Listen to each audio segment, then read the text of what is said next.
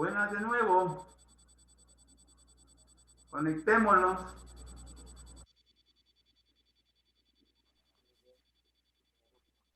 Vamos conectándonos de nuevo, por favor. Bien. Entonces estamos con el enfoque histórico y estamos planteando las características o rasgos fundamentales de lo procesual de la realidad. Entonces, la realidad tiene movimiento, ¿sí?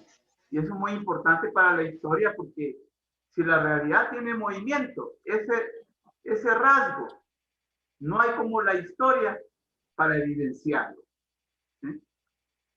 La realidad tiene articulabilidad. Estábamos hablando también cómo los distintos niveles de la realidad se articulan, se vinculan. ¿Sí? Entonces, estábamos hablando del salario mínimo, ¿no? ¿Sí? ¿Cómo el salario mínimo, qué tanto va a transformar, puede afectar o incidir en la vida de la gente? ¿Sí? El salario mínimo. Cuando 10 salvadoreños, solo 7 trabajan en la calle, ¿sí? Se ganan la vida en la calle y solo 3, ¿sí? 3 tienen un empleo formal, ¿sí? Que cotizan a la AFP, que cotizan al Seguro Social. Solo 3. En cambio, 7 no lo hacen. Y por lo tanto no van a accesar a ese aumento del salario mínimo. Entonces, eso ¿qué es lo que va a provocar? Desigualdad. ¿Sí? Desigualdad. Entonces, ahí estamos viendo cómo se articulan los niveles, el social con el económico. Y una vez, fíjense que en realidad nuestra gente es sabia, pues, sabia. No me dijo una viejita en el bus. Bueno, como yo viajo, yo soy ya manifestado, soy un ciudadano de a pie y me gusta porque el bus le enseña a uno. En el bus uno escucha la gente, el pensar, sentir y actuar de la gente. No, me dijo, mírenme, en este país me dijo, hay 3 cosas que nos tienen bien fregados. Ajá, le dije, ¿y cuáles son? Miren, la política, la economía y la religión. Así me dijo una anciana como de 78 años, o más. ¿Qué es lo que me dijo ahí? Que 3 niveles de la realidad los articuló ella en una situación histórico-social que sufre la gente. 3 cosas tienen fregada la gente: la política, la economía y la religión. ¿Qué es lo que nos enseña la anciana? Que la realidad es articulada, se articula. Solo una anciana nos da una cátedra. Pero la realidad tiene direccionalidad. ¿A qué nos referimos con la direccionalidad? A la dirección, al rumbo, a para dónde vamos. Miren que yo estaba leyendo una noticia ahora. El Salvador o frena ahorita o se va a estrellar. Ahorita, por todo lo que se está viviendo en el país. No vamos a hablar de ello porque si no tenemos todo el tiempo. El Salvador, si no frena en estos momentos, ¿qué es lo que me está diciendo ahí? Que la realidad tiene rumbo, que la realidad tiene dirección. Incierto o cierto, ese es otro problema. Pero el que tiene direccionalidad, tiene direccionalidad. Entonces, esto nos lleva pues a que el enfoque histórico en sociología nos lleva a plantear las siguientes consideraciones. Si alguien no entiende algo, pues levante la mano, ¿eh? Bien, la historia como la sociología vivida o pasado aleccionador y fuente fecunda del conocimiento de las sociedades para explicar el presente consciente y proyectar el futuro realista y viable. O sea que la historia nos permite, ¿sí? Nos permite ver cómo las condiciones que ahora existen han cambiado y que también nos dan conocimiento. Sergio Montalvo, sí, ¿tienes algo que decir? Sí, sí, yo escuché una frase que decía que quien no sepa su pasado está obligado a repetirlo. Correcto. Esta es una sentencia de un filósofo norteamericano. Dice, el pueblo que no aprende del pasado está condenado a vivirla de nuevo. O a vivirlo de nuevo. Eso es cierto. Pero hay que tener mucho cuidado. Las cosas cambian. Las cosas cambian. El problema es el problema es no reconocer los errores. La sociedad siempre es dinámica. Correcto. Entonces, las cosas cambian, ¿sí? Entonces, lo que no cambian son los errores. Entonces, por ejemplo, ustedes en bachillerato leyeron sobre los acuerdos de paz en este país, de 1992, me imagino. En 1992 se quiso refundar la sociedad salvadoreña con esos acuerdos de paz.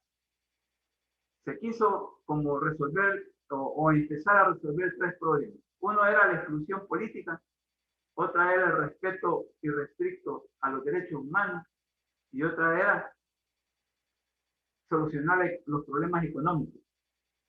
Tres aspectos, tres aristas importantes de la sociedad. Y se quisieron primero como dicen, a fundar o a refundar las condiciones para que eso se empezara a solucionar. 1992. Ya vamos a tener 30 años. El otro año son 22, en 2022. Van a ser 30 años. Y no hemos resuelto nada. Sí, no hemos resuelto nada. 30 años. Entonces, no hemos aprendido del pasado. No hemos aprendido de la historia. A tal grado que andamos diciendo que es paja. Que lo que ocurrió no fue cierto. Imagina, así hay gente aquí en este país que dice, entonces, no aprendemos del pasado, como dice el compañero. Entonces, ¿a qué nos lleva el no aprender del pasado? A cometer los mismos errores. ¿Sí? A cometer los mismos errores. Entonces, vean, en sociología tenemos que darle mucha importancia a la historia, porque como lo plantea aquí la idea, la historia como la sociología vivida. Imagínense, o pasado aleccionador. Lo que decía el compañero, quien no aprende de su pasado está condenado a vivirlo de nuevo. O sea que no aprendemos, pues entonces no hay ninguna lección. No lo tomamos como una lección. Y ni lo vemos mucho menos como una fuente fecunda de conocimiento para la sociedad. La historia nos ayuda a explicar el presente consciente y también nos ayuda a proyectar el futuro para no cometer los errores. Para no cometer los errores. Fíjense que en la familia muchas veces el papá o la mamá, a nosotros los hijos, me voy a poner en el nivel de que cuando yo fui hijo en mi familia. Ojo, yo me acuerdo que habían veces que mi mamá o mi papá nos decían, miren, véanse en ese espejo. ¿Sí? O sea, lo que le estaba sucediendo a otro, ya sea malo o bueno, y aprender del otro. El aprender de lo que le sucedía, de lo que le sucedía mal o bien al otro, ya sea un hermano, ya sea un vecino, ya sea, sí, a cualquier persona. Entonces, ¿qué quiere decir eso? Mira, no cometas los mismos errores o seguir seguir el ejemplo. Entonces, algo así también nosotros no hemos como sociedad, estoy hablando como sociedad, entonces, no hemos aprendido del pasado. Entonces estamos viviendo los mismos problemas y más complicados, más complejos, ¿sí? Más complejos, porque hoy la violencia no es como la violencia de hace, ¿qué? 40 años. No es la misma, no es la misma, pero está el mismo problema. Se llama violencia. Pobreza, no digamos. La pobreza de hace 40 años no es la misma pobreza. Hasta el grado que hoy es más pobre la sociedad salvadoreña que hace 40 años. Que incluso hace 10 años. La sociedad salvadoreña es más pobre. Y hoy con la pandemia se han venido a complicar los problemas. Fíjense, antes de la pandemia, ¿sí? Habían 2.2 de pobres en El Salvador. Con la pandemia, ya a año y medio de la pandemia, ha subido a 2.7. O sea, 2.700.000 pobres en El Salvador. Increíble el movimiento de la realidad y por lo tanto de la sociedad. Entonces sí, yo estoy de acuerdo, te secundo con ese planteamiento. El problema es caer en los mismos errores. Porque ahí está el problema. Ahí está el problema. Sigamos. El enfoque histórico, si hay alguna otra idea, algún otro comentario, ¿no lo hay? Bueno, seguimos. El enfoque histórico, entonces, evidencia el movimiento cuantitativo y cualitativo de la sociedad. Lo que decíamos, que ya hace 40 años la pobreza no es la misma de ahora, ni de hace 10 años. Hoy hay más pobres. Lo cualitativo. Lo cuantitativo. Mire, pero que hoy los pobres andan celulares. Su smartphone. Hay un documento muy, muy bueno que llama También la pobreza se moderniza. Una modernización de la pobreza. Entonces, lo cualitativo de la sociedad, en el sentido de que los puntos de partida no son los mismos puntos de llegada. ¿Qué quiere decir esto? Que la realidad tiene un movimiento en espiral. En espiral. Cuando usted sube una grada que es una espiral, pareciera que usted vuelve al mismo nivel, pero no en el mismo nivel. Vuelve al mismo nivel, pero no en el mismo nivel. O sea que va ascendiendo. Entonces, eso es el movimiento, que el punto de partida no son los mismos puntos de llegada. Y otro que quizás es más comprensible, ustedes ya lo han escuchado. Ha pasado mucha agua debajo del puente. ¿Sí? También. Y las condiciones materiales y espirituales de existencia de la sociedad se explican a partir de una relación de desarrollo y superioridad. La sociedad no es la misma. ¿Sí? Nosotros no somos lo mismo. ¿Sí? Ustedes ahorita son la capa de jóvenes, de jóvenes de este país, la capa social de jóvenes. Pero dentro de unos 10 años ya no. Celeste, Mengiba, así que.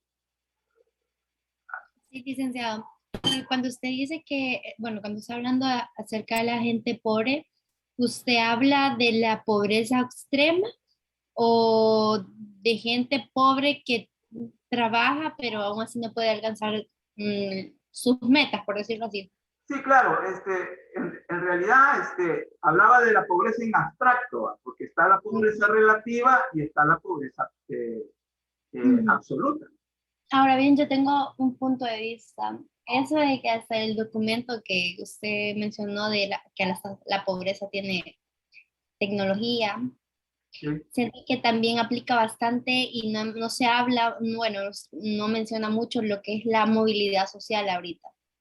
O sea, realmente creo que es más que todo que la gente no tiene educación y es un factor más importante porque eh, póngale que uno puede salir de la situación si invierte que esos 20 pesos que va a ir a pagar el plan del teléfono en comprar y vender algo, no sé, empezar un emprendimiento. Y de hecho hay mucha historia de acá, de muchos salvadoreños que no es que se haga rico, pero puedes tener un estado social estable dentro de lo que cabe, poniendo en primer lugar cosas que son más importantes.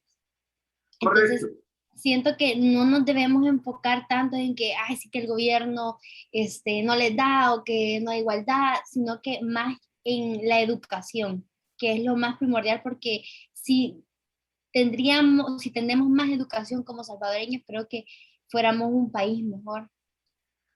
Tienes mucha razón. Solo que es bien complicado el problema. Estoy de acuerdo. Es bien complicado porque en las sociedades capitalistas como la nuestra, porque, y ese es el próximo tema, que yo no sé si ya lo leyeron. La sociedad salvadoreña es una formación social capitalista y ya lo vamos a ver por qué. Entonces, miren, resulta que en El Salvador, desde que surge como sociedad moderna, porque la sociedad moderna en El Salvador surge a partir de la llegada de los españoles con la colonia. Se empieza a hablar de la modernidad, de la sociedad moderna en El Salvador. Moisés, Taura, ¿sí? Sí, quizás solo abonando a eso, lo que pasa es que siempre dentro de los sistemas capitalistas, o bueno, digamos, para mí en casi cualquier tipo de sistema, siempre que se involucre la economía, siempre se va a necesitar la persona que está en la cúspide siempre va a necesitar de clases sociales. No le beneficia tanto que alguien se desarrolle a los gobiernos, en realidad no les beneficia que la sociedad sea tan desarrollada porque siempre se necesita mano de obra. Si todos nos pudiéramos superar, pues no tuviera técnicamente tanto sentido para el gobierno el hecho de poder tener, o para algunas personas, el hecho de poder tener dinero, si todos tenemos acceso a buena educación y podemos llegar muy lejos. Siempre se necesitan las clases sociales dentro de la sociedad en el punto de vista de esas personas. Ojo, perdón. Sí, sí. Ahora pienso que aunque trabajes en el campo, no significa que sos pobre, porque yo conozco mucha gente que tiene un montón de trabajo o sea, del campo y ganadería y eso, y tiene mucho más dinero que la mayoría de nosotros. Correcto. No, claro, creo que es bien subjetivo el hecho de el nivel económico y qué tanto se puede lograr dependiendo de la educación, porque yo también conozco mucha gente que, por ejemplo, muchos de nosotros lo discriminamos y decimos gente de la tiendona, pero la gente de la tiendona anda de Hilux del año, casas por todos lados. Es bien como subjetivo, creo. También tiene que ver mucho eh, cuánto uno quiere alcanzar en la vida, no solamente el hecho de decir, por el tipo de estudio o en el lugar en el lugar que yo me crié y limitarnos a eso. ¿Verdad? Creo que eso ya es independiente de cada persona el hecho de quererse superar. Obviamente el capitalismo influye mucho en cuánto alguien puede lograr a superarse, pero creo que es algo subjetivo. Es cierto. Miren, fíjense que el capitalismo está en nuestra mente también. Aquí lo andamos. No lo está allá afuera, en la calle, en los centros comerciales, en el mercado, sino que también ha abarcado nuestro pensar, sentir y actuar. Y pensamos, sentimos y actuamos acorde al capitalismo. ¿Sí? Al capitalismo. Entonces, bueno, Celeste nos acaba de hablar del emprendedurismo. ¿Sí? Vos, en el capitalismo, el que se va a dedicar al emprendedurismo va a comprar barato para vender caro. ¿Verdad, Celeste? Tú hablaste del emprendedurismo. Sí. Y la gente que va a invertir en un emprendimiento va a comprar en determinado precio y va a vender, si es que se dedica al comercio, va a vender en otro precio, no va a vender en el mismo precio, ¿sí? Como compró. Porque ya existe aquel planteamiento, aquel criterio de que vos vas a invertir para ganar. Para ganar. Ahora bien, yo quería complementar algunas ideas con respecto a la pobreza. Resulta que ahora incluso los que tienen trabajo estable, ojo, los que tienen un trabajo fijo, están en una situación de pobreza. Y si no han caído en una situación de pobreza, están en una condición de vulnerabilidad. Increíble. Increíble. O sea que hoy la pobreza no está en función de que no tengas ingresos, sino que está en función de que tengas acceso a los bienes y servicios necesarios y suficientes para poder tener una vida digna. En este país lo que necesitamos son empleos dignos y decentes. Porque hoy por hoy, incluso, ese salario mínimo no es digno ni decente. Mire, no es algo mío. Ahí están los datos de CUSADES, la UCA también, que hace tantos estudios sobre el ingreso. ¿Saben cuánto deberíamos de ganar las personas? Bueno, deberían de ganar las personas $476 para medio enfrentar la situación. Sí, ¿quiénes más quieren opinar? Adelante.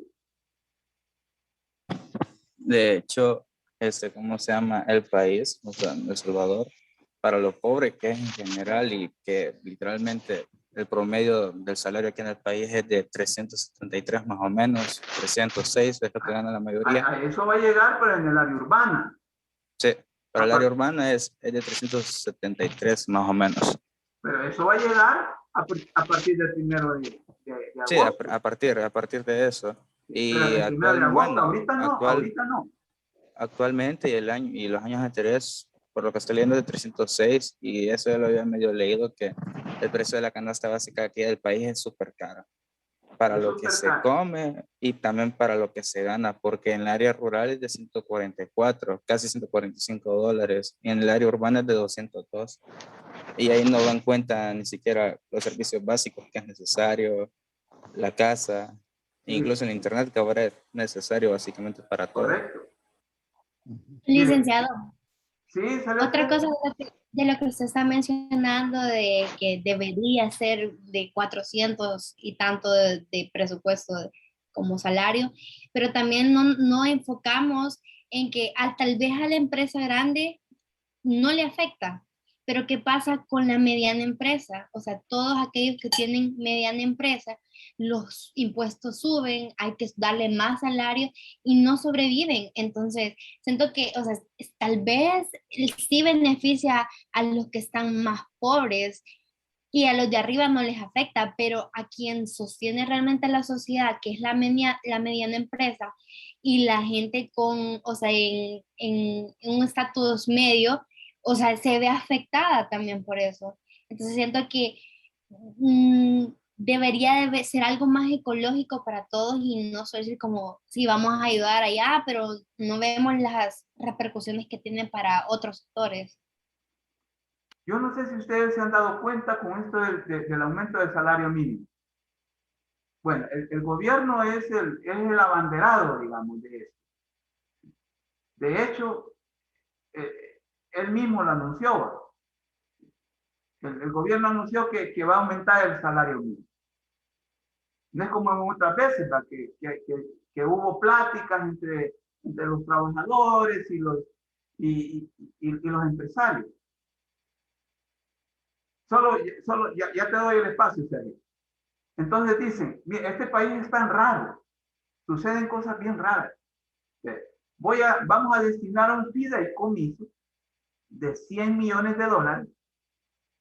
para que esas empresas que dijo Celeste, que son la pequeña, micro, pequeña y mediana empresa, enfrenten esos gastos que va a significar el pago de un salario mínimo, como el que se ha aumentado. Entonces, esos $100 millones van a servir para transferir desde el gobierno a esas empresas para que logre cumplir con ese aumento del salario mínimo. Son $100 millones. Yo no sé si se habían dado cuenta ustedes de eso. Y eso viene siendo como un préstamo, por decirlo.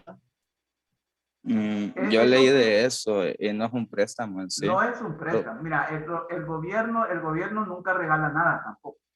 Claro. Porque al final, o sea, te terminas como, por decirlo así, huevando con un préstamo que te den, y o sea, tampoco es ecológico eso.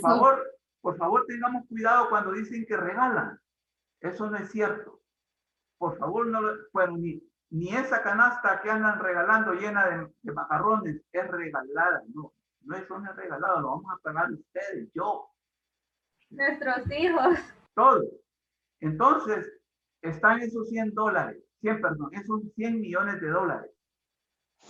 Entonces, para que en el espacio de un año se puedan cubrir esos gastos que va a significar el aumento del salario mínimo. Pero en un año, entonces, ¿qué pasa después de ese año? Las empresas tienen que correr el gasto. Van a correr el riesgo a ver si la economía crece. O sea, esperanzados a eso. Entonces, lo que va a haber es que las empresas, lo que van al año o dentro de un año, lo que va a haber es que van a recortar personal. Siempre el fregado va a ser el trabajador. Esto como que no lo dicen. Solo dicen que van a aumentar. Sí, pero no dicen las letras chiquitas. Esto como eso de los contratos de las tarjetas de crédito. La letra chiquita te la pone bien chiquita. Para que vos no puedas leer. Sí, compañero. Sí, gracias, Lick. El problema es que le van a subir al salario mínimo, pero a todo lo demás le van a subir también. Pues así ha sido siempre. Vaya, aquí hay un ejemplo de articulabilidad, ¿va?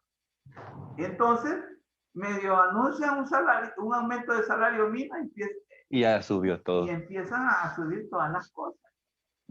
Y vuelve a ser relativo porque no te va a alcanzar, o sea, vas a seguir gastando lo mismo. Entonces, hasta más va a ser uno. Ajá. Sí, ¿quiénes más quieren hablar, por favor? Sí.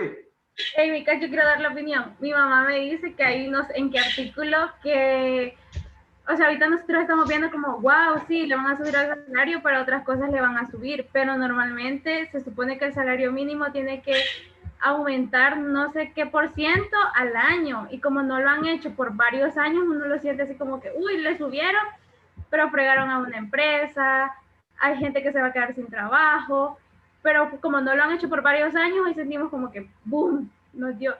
Algunos como, wow, sí nos van a subir, pero otros se quedaron sin empleo porque subió la cantidad de dinero y todo eso. Sí, sí. Bueno, para tu información, Andrea, el último aumento de salario que hubo fue en el 2017. Por lo mismo, o sea, como ya llevan varios años que no lo han hecho, uno siente así como...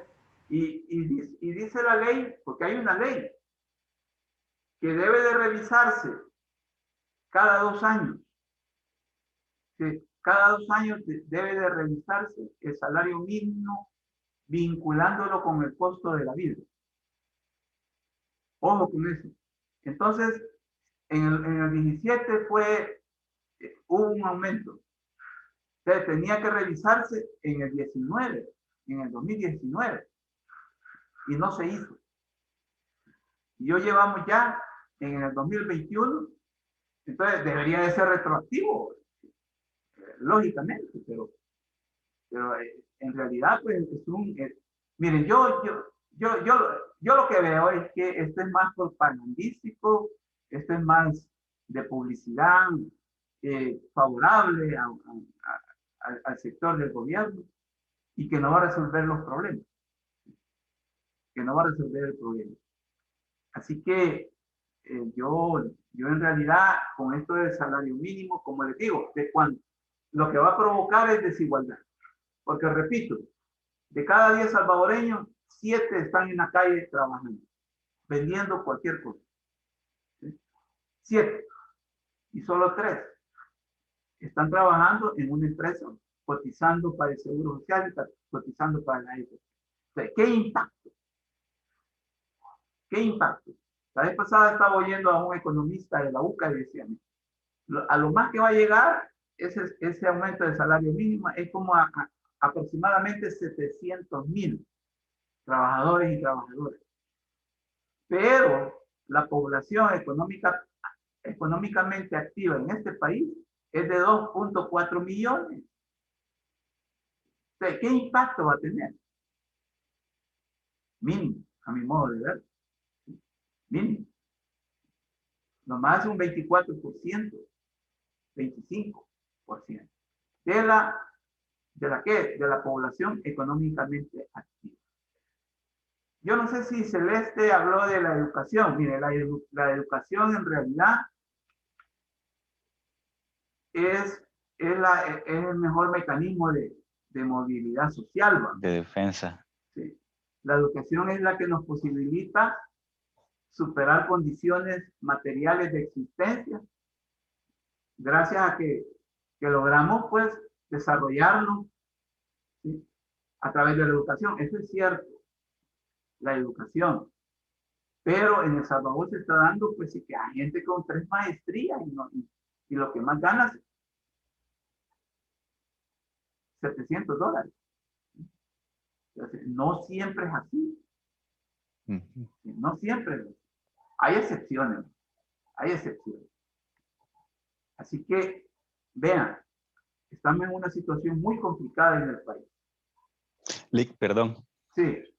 El problema es que siento yo que ha sido que los gobiernos anteriores, así como por la misma educación, ¿verdad? Y todo eso, se han agarrado de que la gente no se levanta, no exige, porque la gente, quiera eso o no, pues por la necesidad agarra cualquier trabajo, ¿verdad? Entonces, aunque le paguen $10 al día, pero la gente va a ir porque lo necesita. No va a reclamar eso. Entonces, ya con más educación puede ser que haya gente que ya se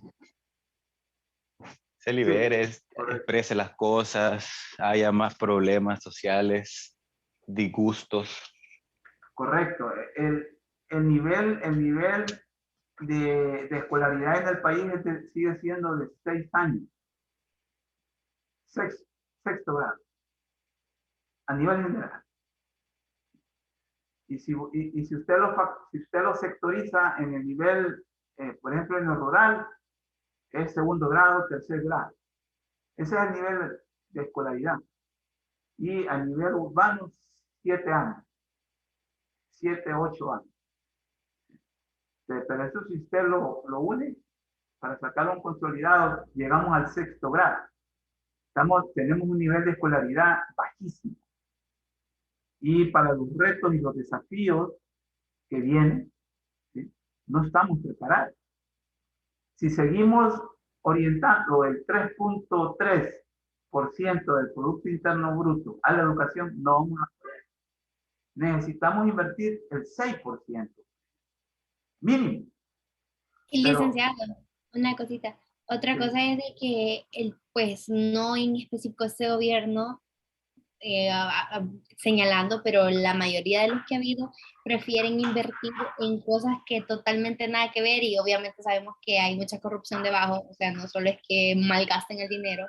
Por ejemplo, hace poco vi un tweet en el cual decía de que, pues, propio del gobierno, que se habían invertido no sé cuántos millones en militar, en fuerza militar. O sea, sí entiendo que la PNC, la policía, la gente que protege acá está bien, pero esto era en armamento, o sea, cosas que realmente se ocupan para una guerra. Entonces, ahorita creo que no necesitamos eso para una guerra, más bien invertir eso en infraestructura, capacitación de maestros, todo eso para que ese nivel de educación pueda llegar hasta la población más pobre, por decirlo así, Correcto. y pueda ayudar a los niños. Correcto. Quizás, licenciado. Yo en realidad te doy la razón en ese sentido. Se están orientando recursos mal orientados. ¿Sí? Mal orientados. No sé, ¿alguien más quiere opinar? Quizás, buenas tardes. Quizás Buenas tardes. también la ignorancia que tenemos nosotros como la población, de que no conocemos nuestros derechos, no conocemos nuestras leyes, realmente nos dejamos... La constitución política Sí, no la conocemos. exacto. No tenemos, por ejemplo, yo realmente le puedo decir, yo no la he leído y no sé. Sí, la verdad que sí. Y viendo estos temas, sí es bien interesante, ¿verdad? Entonces Correcto. yo creo que nos dejamos pisotear y hacen con nosotros lo que nosotros Correcto. queremos. O sea, con un nivel de escolaridad bajísimo, ¿qué capacidad vamos a tener de que nuestra gente lea todos esos documentos? Sí, tienes más. Ajá, sí. De hecho, bueno, a mi parecer, la mayoría de cosas van de la mano una con otra. Porque, Correcto. por ejemplo, por lo menos mi mamá es profesora. Ajá. Y ella da clases a alumnos, o sea, sí pequeños, o sea, de grado de segundo grado a quinto grado, de segundo grado a quinto grado más o menos. Primaria. Y sí, y como es trabajo de gobierno, o sea, no trabaja en colegios, sino que trabaja en escuelas, porque, o sea, es puesto público, es puesto de gobierno. Ajá. Entonces, donde ella daba clases, al menos aquí en Sonsonate, buena parte de los niños que no llegaban a estudiar era más que todo por la inseguridad. Porque, por ejemplo, que hay un lugar que se llama El Sauce, en Sonsonate, que queda cerca de Sonzacate, Sí. y es súper peligroso. Y de hecho, cuando empezaron a aumentar como que la presencia militar en toda la zona, porque ahorita se ven militares aquí por todos lados, Claro. un montón de niños fueron a ir a la escuela, porque de hecho alumnos de ella los han matado, y otros también se han dado el caso que los han secuestrado. Y, o sea, yo siento que lo de la escolaridad también va bastante de la mano con la seguridad, porque hace poco vi una noticia que habían ocupado, no me acuerdo qué dinero que lograron tomar de vuelta, que habían robado, y con eso se fueron a renovar un montón de escuelas, pero igual había muchos lugares que la misma peligrosidad hace que los niños no puedan ni siquiera ir. Correcto. Correcto. Es decir, o sea que a la par del problema de la educación está el problema de la violencia, que se traduce en una inseguridad y que si no ponemos, digamos, las luces altas en torno a ese aspecto, vamos a tener todo el esfuerzo va a ser en vano, pues. Va a ser en vano. Licenciado, ¿qué Sí. piensa usted del servicio militar obligatorio? Bueno, en este país ya lo fue el servicio militar. No fue obligatorio, sino que forzado. Pero hable tipo como Corea, que No, o tiene sea, que... no estoy de acuerdo. No estoy de acuerdo con una medida de esa. Porque tenemos un problema de violencia muy complicado. Entonces sería como darle más agua al pez. ¿Sí? No sé si me explico. Cuando usted le da agua al pez, puede vivir, ¿va? Puede vivir. Entonces, si le damos una medida como el servicio militar, sería como darle más al pez a los que quieren ser violentos en ese sentido. Leonardo, O sea, ¿sí? como que enseñarles cómo matar y ese tipo de cosas. Pero no creo, realmente yo no estoy de acuerdo con eso, solo como un punto de vista así. Sería Pero como imagínate. echarle más leña al fuego. Leonardo. Leonardo, ¿Sabe? dime. Yo pienso que sería bueno